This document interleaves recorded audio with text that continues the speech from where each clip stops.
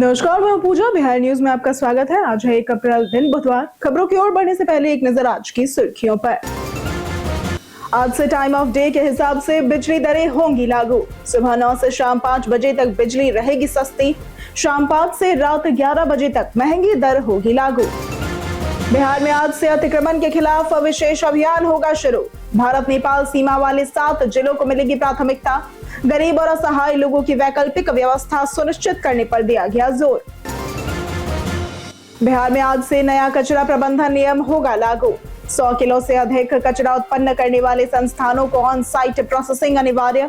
225 नए वाहनों के साथ व्यवस्था होगी मजबूत। बापू टावर एवं स्मृति स्तूप विश्वकर्मा अवार्ड्स 2026 के लिए हुए चयनित।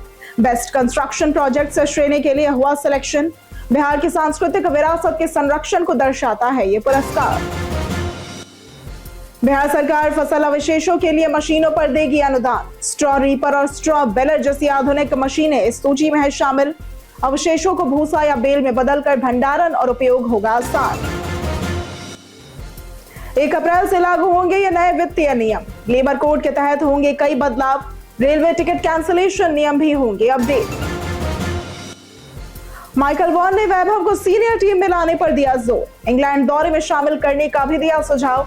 सीएसके के खिलाफ 17 गेंदों में वैभव ने बनाए 52 रन। चलिए अब बढ़ते अब तक की 25 बड़ी खबरों की ओर विस्तार से। बिहार में आज से अतिक्रमण के खिलाफ विशेष अभियान होगा शुरू। बिहार सरकार ने राज्य भर में अतिक्रमण के खिलाफ 1 अप्रैल 2026 से विशेष अभियान शुरू करने का निर्णय लिया है। राजस्व एवं भूमि सुधार विभाग ने जिला अधिकारियों, अनुमंडल और अंचल अधिकारियों को अतिक्रमण हटाने के लिए निर्देश जारी किए हैं।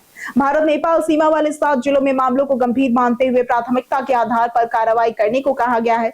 गरीब और असहाय लोगों के रोजगार को प्रभावित किए बिना पुनर्वास और वैकल्पिक व्यवस्था सुनिश्चित करने पर जोर दिया गया है। अभियान शहरी सौंदर्यीकरण और सुव्यवस्थित विकास के लिए आवश्यक है और सभी मामलों का विधिवत रिकॉर्ड बनाए रखना अनिवार्य होगा। 1 अप्रैल से लागू होंगे ये नए वित्तीय नियम। 1 अप्रैल 2026 से नए वित्तीय वर्ष के साथ कई नियम बदल रहे हैं। नया इनकम टैक्स कानून लागू होगा और ITR 3 व 4 भरने की अंतिम तारीख 31 अगस्त होगी। लेबर कोड के तहत बेसिक पे बढ़ेगा, जिससे टेक होम सैलरी कम हो सकती है लेकिन ग्रेच्युटी फायदा होगा। फास्टैग और ATM ट्रांजैक्शन चार्ज बढ़ेंगे। रेलवे टिकट कैंसिलेशन नियम अपडेट होंगे। पैन कार्ड के लिए आधार पर्याप्त नहीं होगा। क्रेडिट स्कोर तेजी से अपडेट होगा और सॉवरेन गोल्ड बॉन्ड पर टैक्स लगेगा।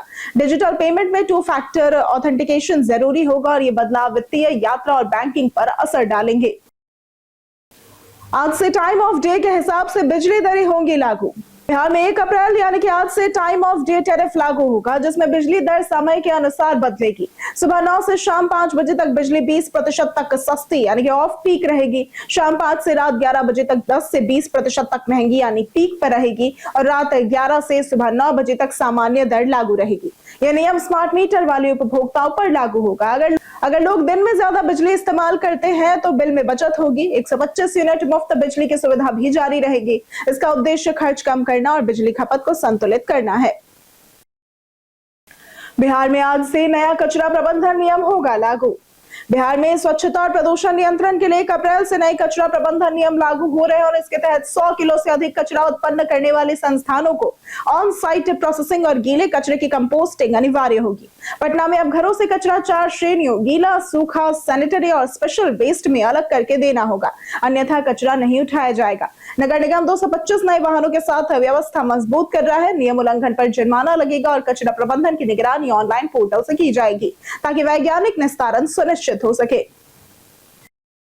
48 घंटे के भीतर LPG की कालाबाजारी पर कड़ी कार्रवाई का मिला निर्देश।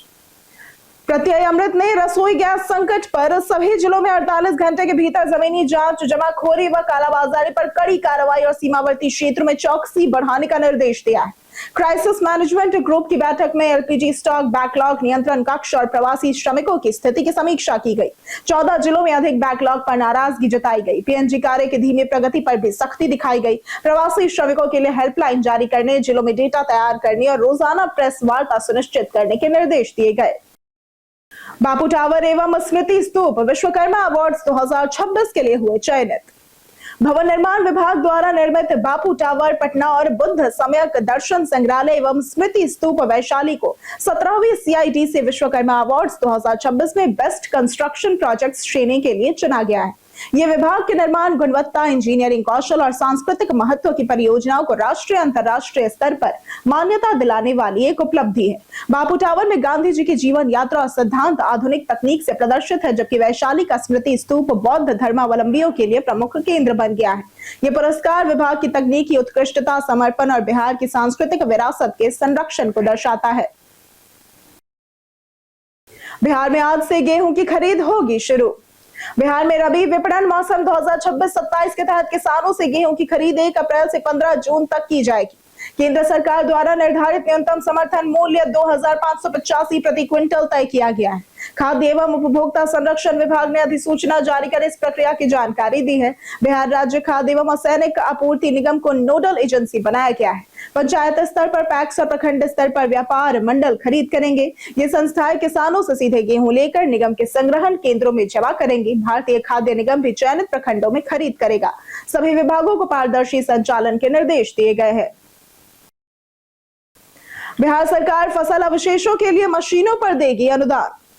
रामकृपाल यादव ने किसानों से पराली जलाने से बचने की अपील की और इसे नुकसानदायक बताया है। उन्होंने कहा कि फसल अवशेष का वैज्ञानिक प्रबंधन करके किसान अपनी आय बढ़ा सकते हैं और पर्यावरण को सुरक्षित रख सकते हैं।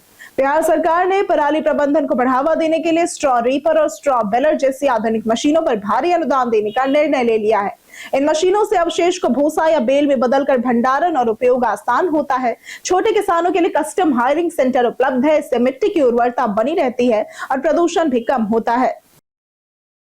अप्रैल के महीने में जाने कितने दिन बैंक रहेंगे बंद। अप्रैल 2026 में बैंक कई दिनों तक बंद रहेंगे, जिसमें राष्ट्रीय अवकाश, रविवार और दूसरे चौथे शनिवार भी शामिल हैं। प्रमुख बंद दिनों में 3 अप्रैल गुड फ्राइडे, 14 अप्रैल वैसाखी और डॉक्टर भीमराव अंबेडकर जयंती और नियमित साप्ताहिक छुट्टियां शामिल है। कुल लगभग 8 से 9 दिन बैंक बंद रहेंगे। हालांकि बैंक हॉलिडे के दौरान भी online banking, mobile banking, UPI, ATM और डिजिटल ट्रांजैक्शन पूरी तरह से उपलब्ध रहेंगे। ग्राहकों को यह सलाह दी जाती है कि जरूरी काम जैसे कि लोन, चेक क्लियरेंस या बैंक विजिट छुट्टियों से पहले या बाद में पूरा करें। डिजिटल सेवाओं के जरिए अधिकांश लेन देन बाधा रहित किए जा सकते हैं। अग्निवीर भर्ती 2026 की बढ़ी आवेदन की अंतिम तारीख। इंडियन आर्मी की अग्निवीर भर्ती CE 2026 के लिए आवेदन की अंतिम तिथि बढ़ाकर 10 अप्रैल कर दी गई है।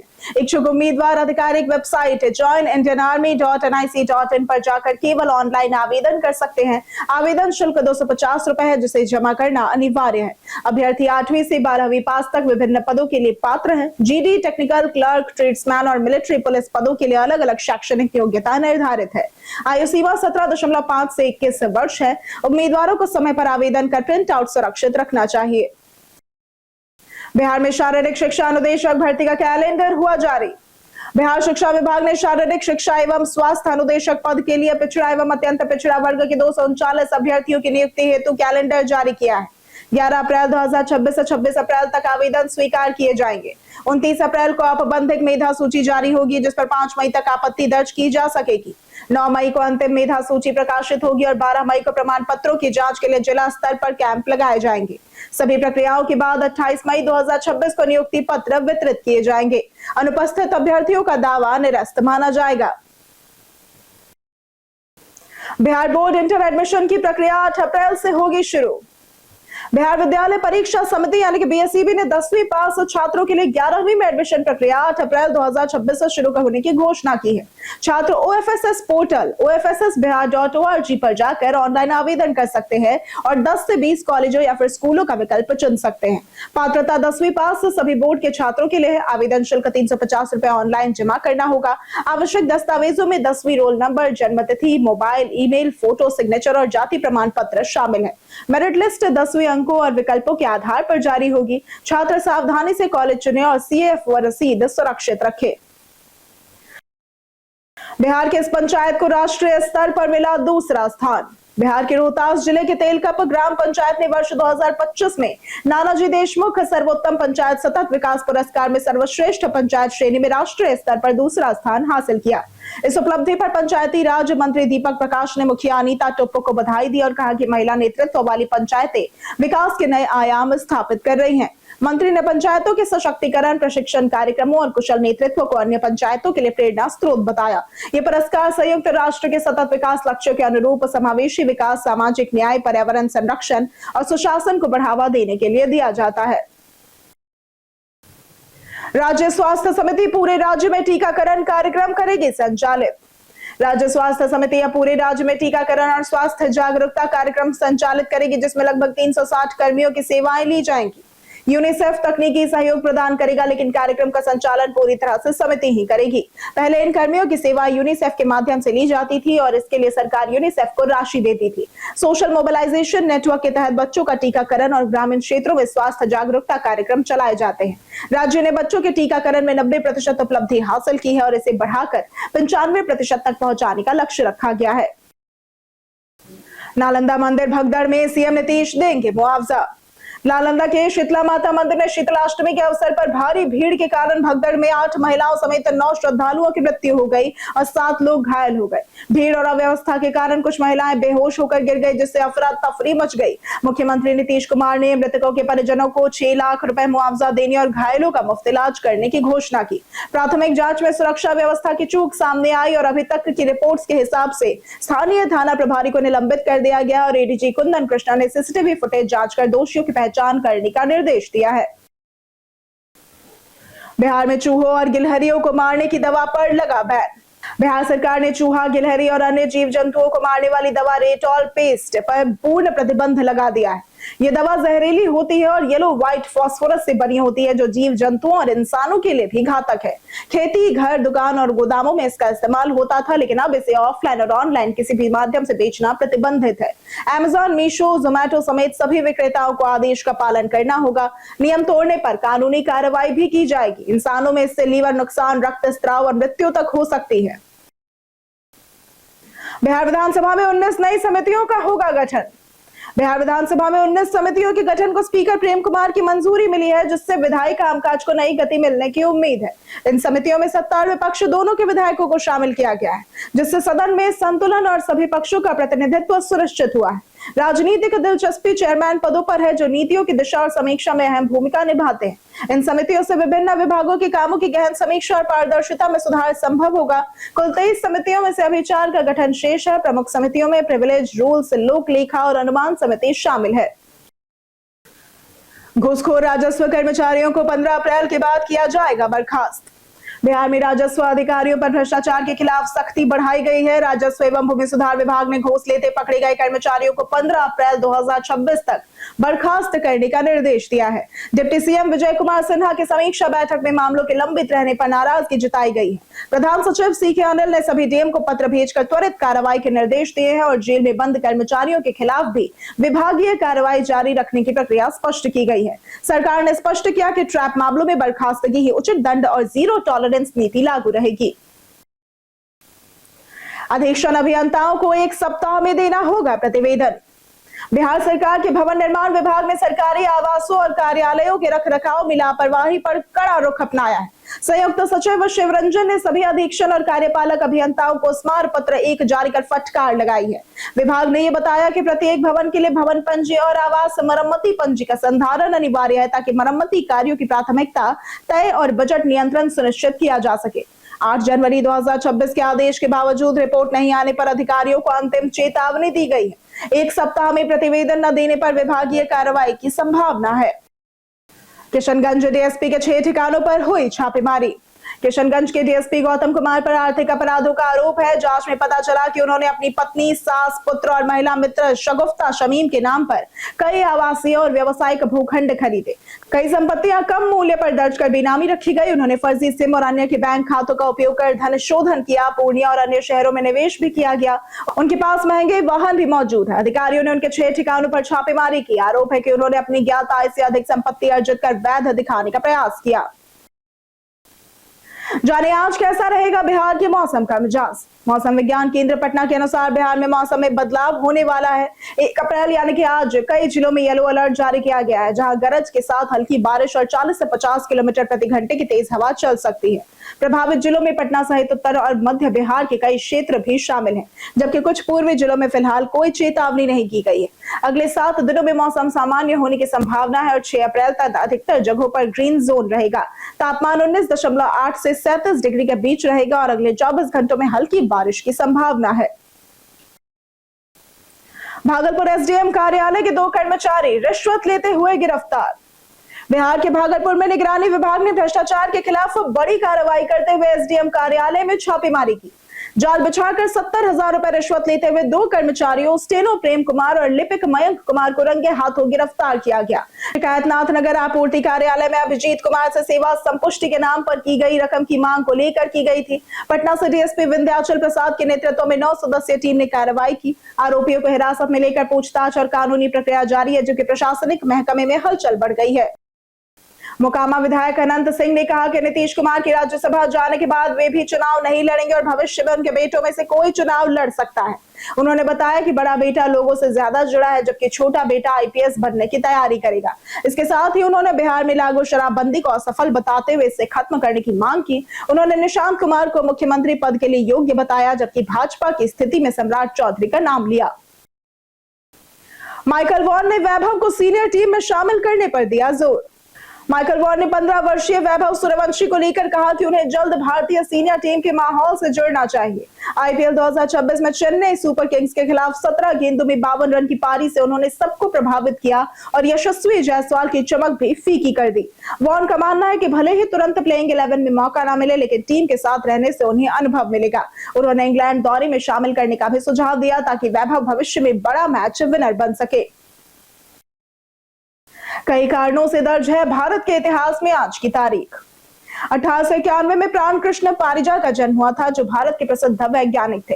1936 में जबीन जलील का जन्म हुआ था, जो 1950 और 60 के दशक की हिंदी सिनेमा की मशहूर अभिनेत्री थी। 1937 में मोहम्मद हामिद अंसारी का जन्म हुआ था, जो बाद में भारत के 13वें उपराष्ट्रपति बने। 1986 में भारतीय फ्री स्टाइल पहलवान वीरेंद्र सिंह का जन्म हुआ था। 2015 में हिंदी के प्रसिद्ध साहित्यकार कैलाश वाजपेयी का निधन हुआ था। हम प्रतिदिन आपसे 5 ऐसे जरूरी सवाल और उसके जवाब बताएंगे, जो कि बीपीएससी, बिहार पुलिस दारोगा समेत एसएससी जैसे अन्य प्रतियोगी परीक्षाओं में काम आएंगे।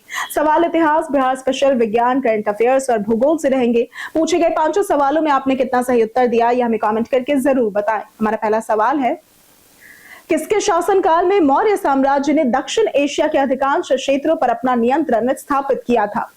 ए बिंबिसार, बी अशोक, सी अजात शत्रु या फिर डी चंद्रगुप्त मौर्य?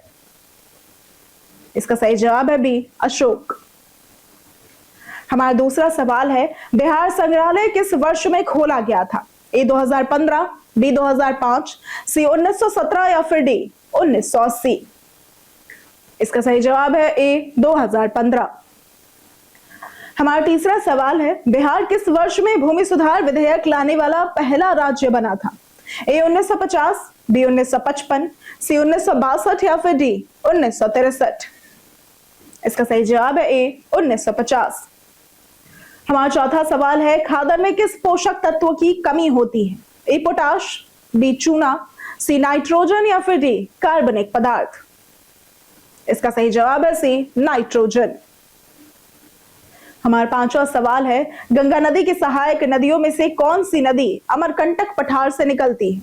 ए कोसी, बी सोन, सी गंडक या फिर डी पुनपुन? इसका सही जवाब है बी सोन। बीते दिन हमारे द्वारा पूछे गए सवाल का जवाब आप लोगों में से बहुत लोगों ने हमारे कमेंट सेक्शन में लिख कर दिया है। जिन्होंने हमारे द्वारा पूछे गए सवाल का जवाब दिया है, उनके नाम है सूरज रॉय, संजय कुमार शर्मा, जगन्नाथ शाह, कृष्णा प्रसाद, बबलू कुमार, नवीन कुमार, आनंद कुमार, ब्रजमोहन राय, ललित कुमार, रंजीत कुमार, रवि मोहन वर्मा, मृणाल ठाकुर, धर्मेंद्र कुमार, राजकिशोर महतो, राम बाबू दास, गीता देवी, प्रयाग सिंह, विजय घायल, अनवर करीम खान, ललन मंडल, सुरेंद्र कुमार, राजीव कुमार, मिथिलेश कुमार, नीतीश कुमार, नरेंद्र कुमार, दयानंद सिंह, अशोक कुमार, राजेंद्र तांती, श्रवण कुमार, आयुष राज सिंह, वीरेंद्र मंडल, मनोज दास, पंचानन सिंह और हिमांशु शर्मा। इसी के साथ बढ़ते हैं आज के सवाल की ओर। आज का सवाल है, आपको क्या लगता है एआई के बढ़ते प्रभाव से युवाओं के भविष्य पर क्या असर पड़ेगा? आप अपना जवाब हमें हमारे कमेंट सेक्शन में लिखकर जरूर बताएं। आज के लिए सिर्फ इतना ही। बिहार के तमाम खबरों के साथ बनी रहने के लिए देखते रहें बिहारी न्यूज, और साथ ही अगर आप यूट्यूब चैनल पर देख रहे हैं तो चैनल को सब्सक्राइब करें, और अगर आप फेसबुक पेज पर देख रहे हैं तो लाइक और फॉलो जरूर करें।